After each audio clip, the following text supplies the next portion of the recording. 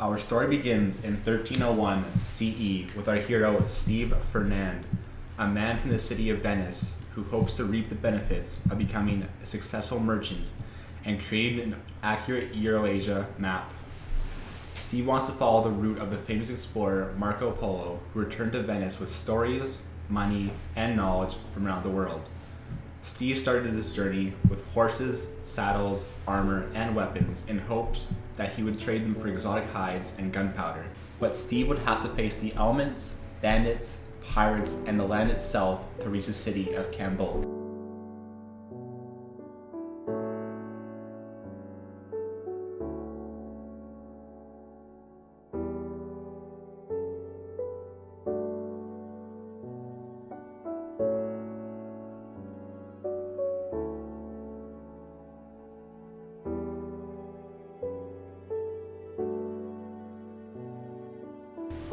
Steve starts from Venice and heads off to Jerusalem.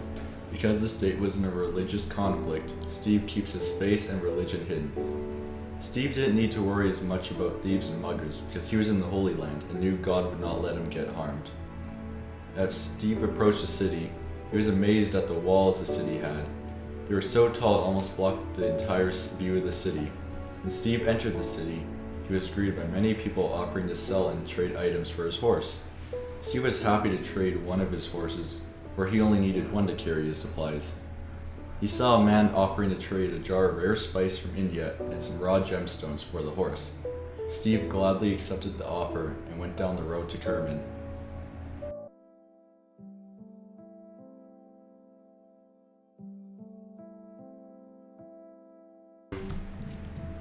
After completing a barter with a merchant in Jerusalem, Steve continues his travels towards the city of Kerman. Along the route, Steve comes across a raided caravan. Whilst investigating, Steve comes across a lone survivor.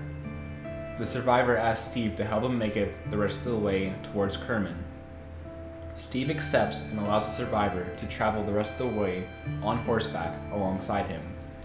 While they are traveling, they start to converse, and the survivor mentions that the raiders stole his prized golden boots. They keep traveling and they finally reach Kerman, a trading emporium. Steve then drops off the survivor and goes along to trade one of his swords for chainmail leggings. After finishing his business in Kerman, Steve departs from Kerman and continues towards Kashgar.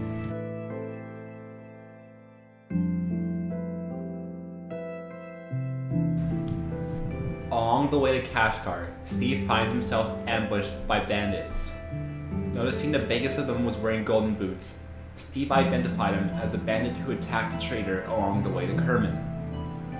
Steve pretends to surrender only to conceal his blade behind his back. When they get close enough, Steve lashes out his blade at the nearest bandit, striking him in the chest, and the rest of the bandits flee, but one managed to pillage the extra sword and food his horse was carrying. The bandit he cut down was in possession of a bow and he was carrying bread and elixir.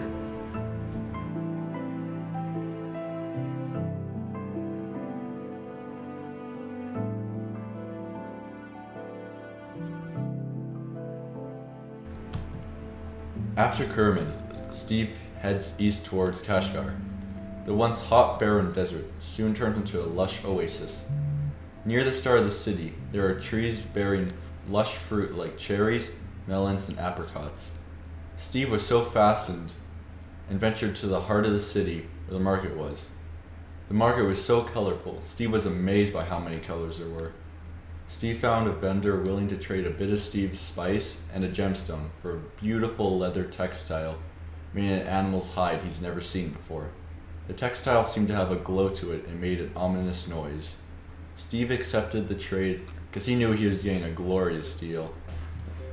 Steve stops by a nice cherry tree and starts to draw details into his map.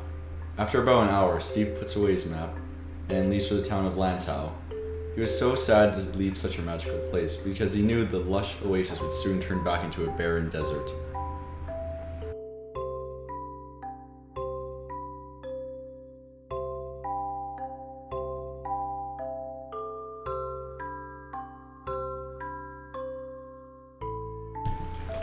Once Steve arrives in Lanzhou and goes to restock his supplies, he first acquires bread from a baker.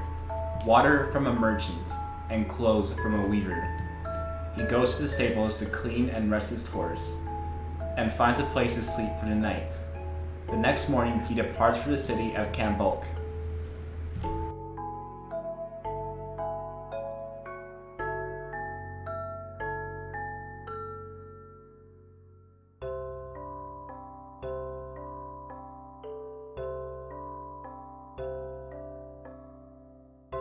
After leaving Lansau, Steve finally makes it to Kumbuk. He was amazed by all the different types of people there. There were Mongols, Chinese, and a few slave owners, lots of Italians like himself. Steve finds his way to where most of the traders and merchants go to barter with many different people. He offers his gemstones for 2 ingots of gold, and also trades his metal armor for a lot of high quality Chinese gunpowder, tea, and tobacco. Steve had already made a small fortune worth of gold alone and could not wait to go back to Venice and sell the rest of his items. Steve leaves the city and heads down to the last stop before he must turn back, Amoy.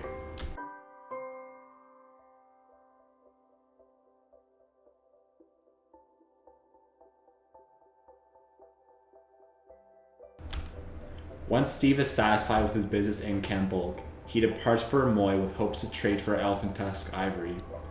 He finally reaches Amoy and finds a merchant offering to trade elephant tusk ivory for gold coins.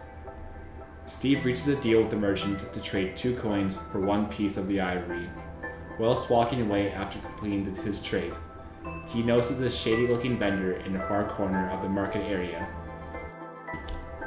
Going over to the merchant, he notices a shine coming from behind the counter.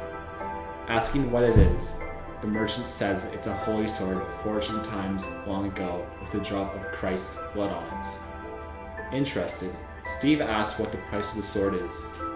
Steve notices the merchant eyeing the hide on his back and asks if he knows what animal it came from. The merchant replies it came from a tower guarded by a dragon. The hide allows the wearer to glide around after jumping from high places.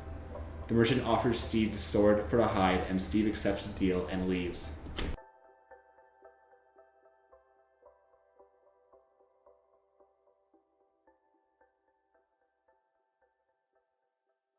Steve had made vast riches from the Euro-Asian world and was ready to head back to Venice to sell his exotic goods. He goes to the harbor of Amoy to get a ride back to Jerusalem, then Venice from there. Steve finds an Arabic man who says he has a boat heading to Jerusalem and a caravan of traders ready to go to Venice. Steve trades some of his Chinese alcohol for a ride in the boat and safe travels to Venice. As Steve waits for the boat, which is set to come in a few hours, a group of men who spoke no Italian, Hebrew, or English came up to him and started to walk towards Steve, with weapons drawn in clear intent to rob and kill him. Steve, frightened, pulls out the sword the merchant gave to him. Thieves stopped and looked at the sword, and obviously wanted to steal the sword. The thieves pulled their swords out and charged Steve.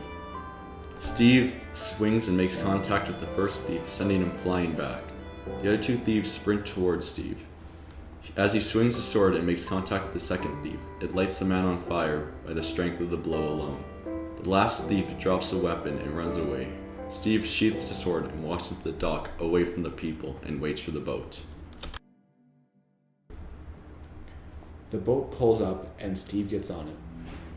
While on the boat, he works and finishes his map and makes sketches and journal entries of what he has seen and learned. He tells the story of the sword, of the run-ins with the bandits, the man he saved and riches he made. Once the boat docks near Jerusalem, he brings his horse and rides with a group of people to Venice. Steve arrives and sells and trades his items, all except for his sword, which is said to be buried with him in a secret burial site.